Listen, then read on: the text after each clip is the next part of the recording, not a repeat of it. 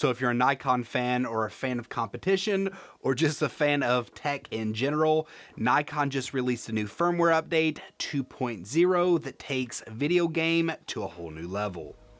It's video game new, never mind. So there are a whole lot of things to this firmware updates, not just in videography, but also in the photography features.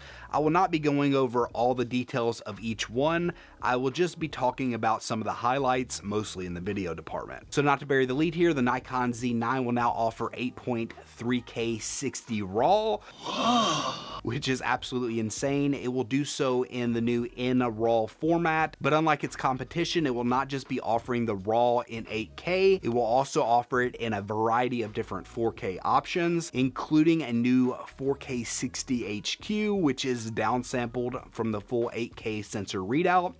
They also have ProRes RAW, which I know a lot of people like to edit in ProRes, and they offer that at 4K 60 HQ as well. So with this update, Nikon fulfills the promise that they made with the original Z9 promotional material. I know a lot of people back then were saying that you definitely shouldn't buy a camera based upon a future firmware update, and I agree to a certain degree, but at the same time, this is Nikon. Nikon has started to really make a big comeback and big push into the mirrorless market. They've been trying to do this for a while now, but to be honest, they were playing third fiddle to both Canon and Sony for a while now. Now, the Nikon Z9 has really changed all that.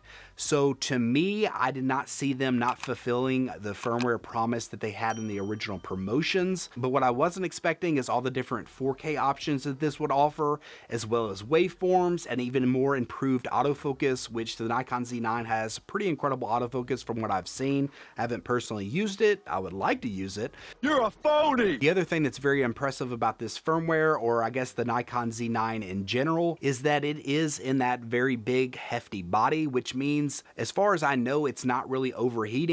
Gerald Undone did a big video about this firmware update, and he goes into the nitty-gritty. I will actually link it below for your convenience. The other thing that's really cool is it does have a very big Pro battery, meaning that the 8K 60 is actually functionable and usable. So without a doubt in my mind, I now think that the Nikon Z9 is really the king of video, at least when it comes to the resolution side. I know a lot can be said about dynamic range, and there's more than just resolution that makes a great video image.